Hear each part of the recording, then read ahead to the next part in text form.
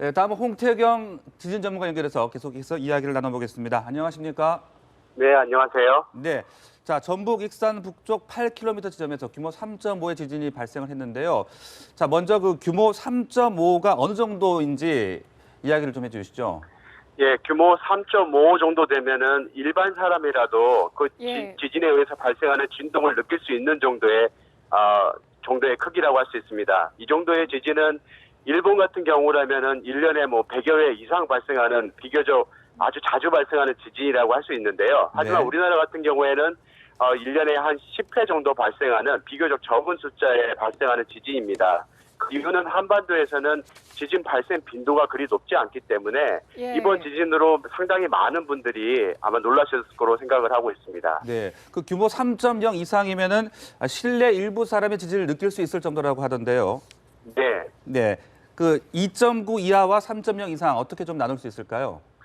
사실 뭐 특정 규모를 기준으로 해서 이 이상은 위험하고 이 이하는 안 위험하고 이런 것은 없습니다. 네. 이 땅에 따라서 이 지진동의 크기가 커질 수도 있고 작아질 수도 있기도 하거든요. 예를 들어서 똑같은 규모 3.0이 발생했다 하더라도 그 네. 땅의 성질이 그 소프트 락이라고 하는 이 퇴적층으로 이루어진 곳에서는 지진파의 증폭이 커져서 굉장히 크게 흔들리게 되고요. 그에 예. 반해서 하드락이라고 하는 딱딱한 암질의 지역에서는 비교적 적게 흔들리게 됩니다.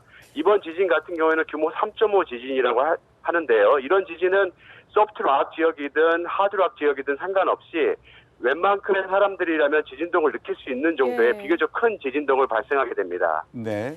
네, 사실 최근 들어 전 세계적으로 지진이 여러 곳에서 발생을 했는데요. 올해 지난 9월에 칠레에서도 이제 강진이 발생을 했고 혹시 이와 연관이 있다고 조금 볼 수 있을까요? 일반적으로 큰 지진이 발생하게 되면 인접 예. 지역에서 지진이 유발되는 현상들이 목격되기도 합니다. 더군다나 초대형 지진이라고 하는 규모 8.0이 넘는 지진들은 예. 수천 킬로 떨어진 지역에서도 지진을 유발하기도 하는데요. 예. 하지만 이번 지진 같은 경우에는 이 칠레와 한반도는 비교적 거리가 굉장히 멀리 떨어져 있고요. 네. 한 3천여 킬로 이상, 4천여 킬로 이상 떨어져 있는 지역이고, 이번 한반도 같은 경우에는 비록 이제 거리가 또 떨어져 있을 뿐만 아니라 주로 네. 영향을 받는 지역이 중국이나 일본에 위치하는 단층대에 큰 영향을 많이 받게 되거든요. 예. 그래서 이번 지진이 칠레에 의한 지진에 의해서 발생했다는 것으로 판단하기는 어렵습니다. 네, 그 익산에서 상당히 좀 떨어졌다라고 볼 수 있는 서울, 또 부산에서도 이 지진 감지 신고가 접수가 됐거든요. 이 정도 거리에서도 느낄 수 있는 정도라고 볼 수 있는 겁니까? 네, 앞서 설명드린 바와 같이 이 지진동은 그 지진파가 전파하는 땅의 성질에 크게 관련이 돼 있습니다. 한반도 같은 경우에는 비교적 하드락 지역이라고 하는 딱딱한 암질의 지역인데요. 이곳은 지진파가 많이 약화되지 않은 상태로 전달이 이루어지게 됩니다. 예. 그래서 먼 거리를 가더라도 지진파가 원래 진앙지에서의 크기에 비해서 크게 감소하지 않은 상태로 전달이 이루어지게 되거든요. 그로 인해서 이 서울이나 부산 등지에서도 지진동을 충분히 느꼈을 가능성이 높습니다. 예, 이번 지진으로 앞으로도 이 같은 여진이 발생할 가능성이 큰가요?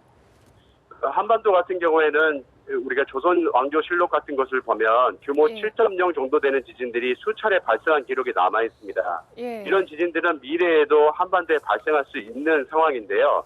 한반도는 지진 발생 빈도가 높지 않을지는 몰라도 예. 네. 이 비교적 큰 지진이 발생할 확률이 아주 높은 지역이기 때문에 지진에 대한 대비가 필요한 상황이라고 할 수 있습니다. 네, 알겠습니다. 지금까지 홍태경 연세대 지구시스템과학과 교수와 함께 이야기 나눴습니다. 말씀 고맙습니다. 네, 감사합니다.